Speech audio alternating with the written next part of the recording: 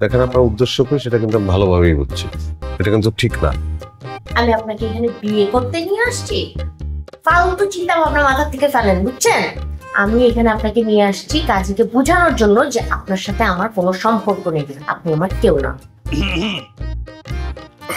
আসসালামু আলাইকুম। ওয়ালাইকুম আসসালাম। আচ্ছা, উনি আপনার কি হয়? মাশাআল্লাহ মাশাআল্লাহ, দেখতে তো সেরকম। জি, দেখতে যেমনই হোক কোনো লাভ নেই। লাভ নাই, লাভ হইতে কতক্ষণ। শোনেন, সম্পর্কটাই হচ্ছে ভাঙা গড়ার খেলা।